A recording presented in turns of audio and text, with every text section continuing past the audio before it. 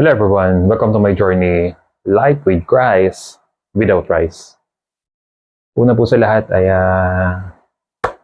binabati ko po kayo ng good morning, magandang gabi, saan mong panig po kayo ng mundo nandun. Siyempre may mga subscriber po tayo, mga followers, mga members sa ating community na nasa ibang bansa. Kaya po binabati ko po kayo ng good morning, good evening, ano man pong oras po dyan, saan man pong lugar po kayo, ay binabati ko po kayo ng pinagpalang araw po sa bawat isa. Una po sa lahat, para po sa mga hindi nakakakilala sa akin, ako po si Pastor Kelvin Cabuyaw. I'm a life coach at nakafocus po tayo sa health, wealth, relationship, and spirituality. Lahat po ng aspeto ng buhay ay patuloy po nating pinag-uusapan, pero isa sa pinakamahalaga na kaya po tayo sinimulan natin ang ating community, that was September of 2022, ay upang makatulong po sa ating mga kababayan ng libre, walang bayad. Napakahalaga po ng ating pag-uusapan po ngayong mga oras na ito, sapagkat nag-iisip ako, Lord, ano po bang magandang pag-usapan na makakatulong sa ating mga kababayan, na lalong higit sa aking mga members ng aking community. Ito po ang Life with Christ Without Rice Ministry. At napakahalaga na day by day ay mai-guide natin, makapagbigay ako ng quality information sa mga taong ipinagkatiwala nila yung buhay nila sa akin. At hindi po biro na for the longest time, for how many decades, nagtiwala na po sila sa napakaraming mga expert, napakadaming mga coaches na talagang bumayad na sila ng napakalaking halaga.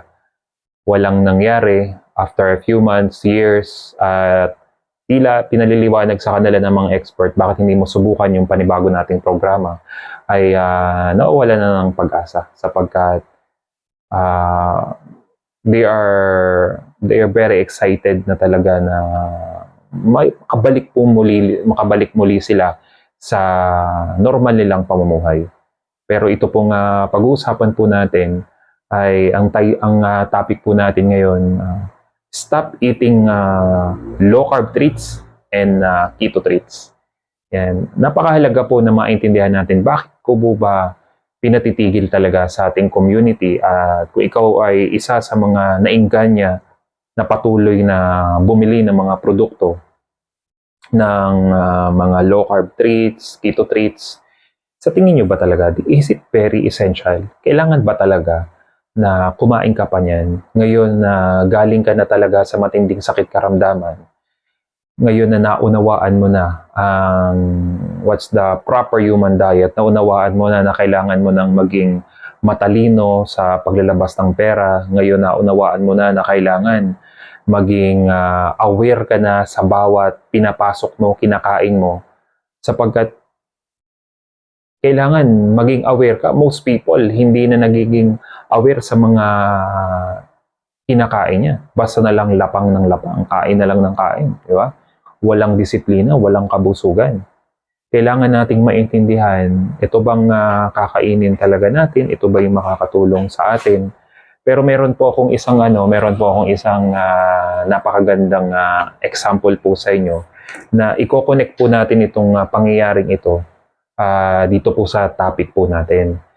Sa panahon po ngayon, tila sa tindi ng toxic, daming mga problema, pagtingin mo sa panonood pa lang natin sa news, ang daming mga patayan, ang daming matitinding mga usapin na alam niyo na parang ang dami na nga nating personal na problema, and yet pag makakapanood pa tayo ng news ay sobrang tindi ng pinagdadaan ng problema ng ating bansa, iba't ibang bansa, na alam mo yun, gustuhin man nating i-absorb lahat, gustuhin man nating alamin lahat ng mga pangyayari. Minsan pati sa mga paghihiwalay ng mga ina-idol ninyong mga artista ay tila naapektuhan na ating mga kababayan sa mga problema na kinakaharap ng iba't ibang mga event, mga pangyayari sa ating kapaligiran. At tila na ang pinaka nagpapasaya na lang talaga sa atin ay ang panonood ng mga vlog, mga pranks, mga katatawanan. At doon na tayo nahuhumaling.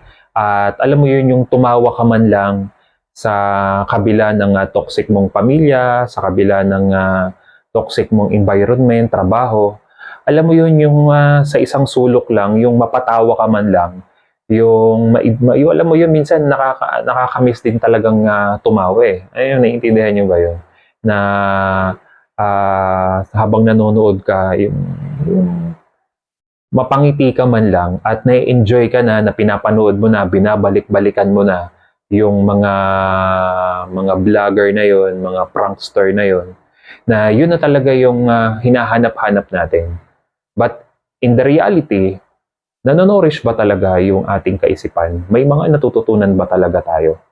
Or yun na yung laging pumapasok sa ating subconscious mind, and sa ating conscious mind, yun na lang lagi nagre-replay, yun na lang lagi yung iniisip natin na wala nang nourishment na nangyayari, wala nang nourishment na nagaganap, at tila parang hinahanap na lang talaga natin ay yung magpapasaya sa atin. At nakakalungkot man na isipin, nakakalungkot man na pangyayari sa ating buhay, ay tila parang ang buhay natin ay naging joke na lamang.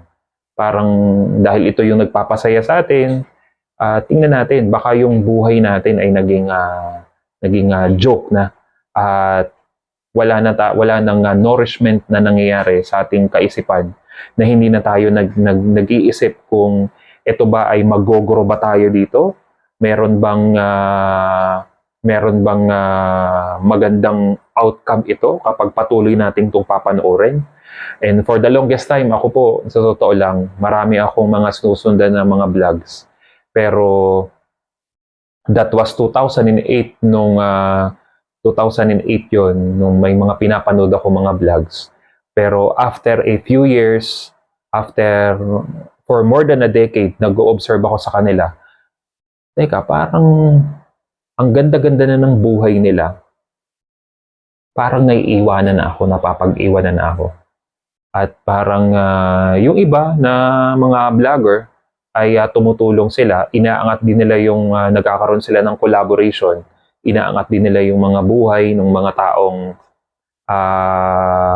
nakikinig, mga nanonood sa kanila, at maganda yun. Pero yung iba, tila nagbago na yung way of content nila, parang nagbago na, ang dami na. So, nag-stop na lang ako manood ng mga ganon, at ang isip ko, ilan dito sa mga pinapanood ko, ang ganda na ng hangarin nila, ang ganda na ng mga advice nila, mga ginagawa nila.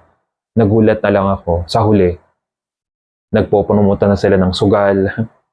Ano daw, mag-i-download mo ito, di ba? Di ba? Ang ganda ng hangarin, maganda yung mga advice, iba't ibang mga vlogger na napapanood ko, napapatawa ko. Pero once na nag-promote ng sugal, wala na. Ang dami ko nang in-unfollow, para hindi ko na lang makita, binablock ko na lang.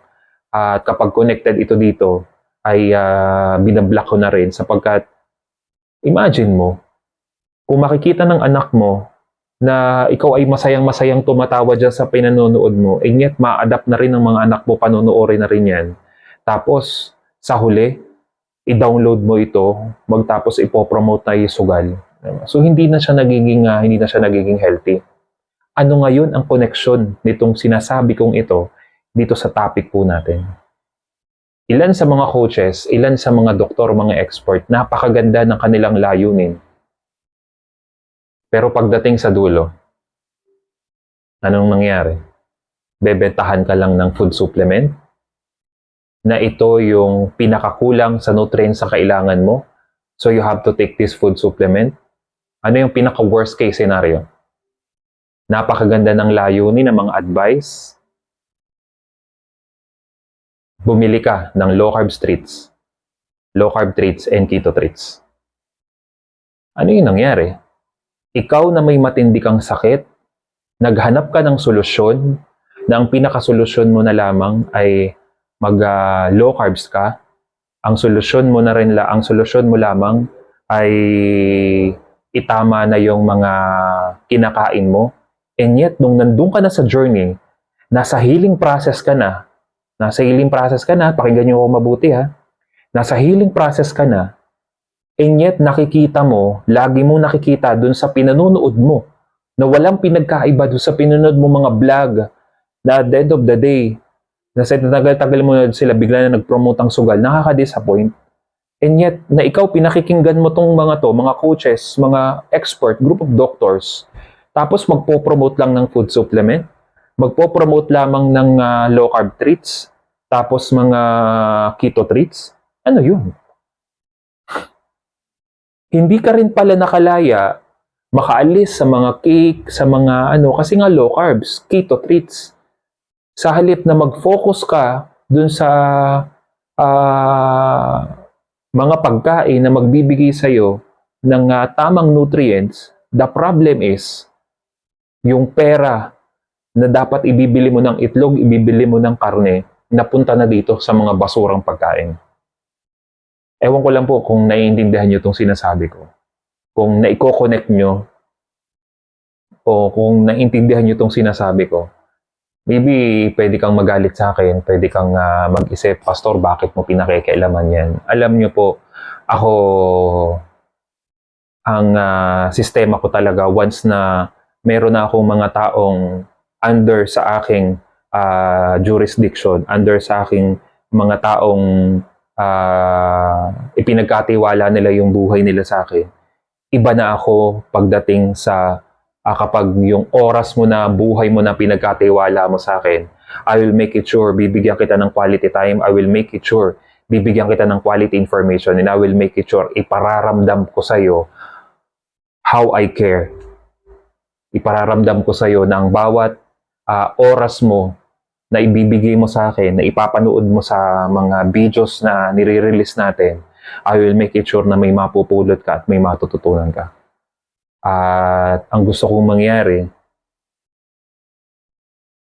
kung gusto mong makalaya talaga sa mga pagkain na yan para hindi ka na matukso, ilan sa mga member ng ating community, ibinlock na sila, in-unfollow na sila para tuluyan na silang hindi makita at hindi matukso sa mga pagkain nilang ibinebenta.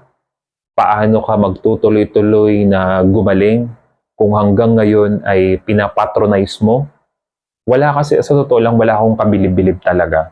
Kahit pa kayo ay group of coaches, group of doctors, group of expert, but you are selling food supplement, you are selling, tawag nito, yung mga keto treats, low carb treats. Magdasal lang po tayo sa ating Panginoon na magbigay ng panibagong hanap buhay sa atin. Ako, may sarili ako. Ito, mga kabaka, sa ating mga ngayon lang makakapanood sa akin. Ito, naka-uniform ako ngayon after kong mag-record nitong video na to. Pagka-upload ko nito sa social media, ay diretso na ako sa may prayer habits lang kami ngayon. May morning prayer lang kami. After nito, morning prayer namin, diretso na ako sa mga butika at magdi-deliver naman tayo. Back to work ulit tayo sapagkat namimisa tayo ng ating mga kliyente. May sarili akong kumpanya, may sarili akong produkto, hindi food supplement at hindi to iniinom. Diba? Kita mo ba yan? Yung minamasahe, pang massage ang aking produkto. May FDA approved yan. Hindi tayo nagbebenta ng mga ipapasok sa ating katawan na mga food supplement. At lalong higit, yung mga keto treats na yan, ang focus ko ay makakain ang bawat isa ng tunay na pagkain para magdire-diretso yung inyong paggaling. Sana naunawaan nyo, sana ay naintindihan nyo yung mensahe na gusto kong iparating sa bawat isa na you have to stop patronizing this product. You have to stop na patuloy na i-avail pa yung mga product na yan. Mag-focus ka na lang talaga sa mga pagkain na mas mabilis na mag-heal ang iyong katawan, mas mabilis na mare-reverse yung anumang klase na sakit mo, bumalik muli sa dating siglang iyong katawan, bumalik muli sa sa normal mong pamumuhay. Kung magagawa mong lahat ng ito, ngayon pa lang, congratulate na kita at naniniwala ako na mas marami pa tayong matutulungan, mas marami pa tayong mababagong buhay at makakabalik sa normal nilang buhay. Lagi niyong tatandaan, with man, this is impossible, but not with God. All things are possible with God. So, yun lamang po. At bago po matapos ang video po na ito, sana po may natutunan kayo. Always remember, we can live without Christ and we cannot live without Christ. God bless.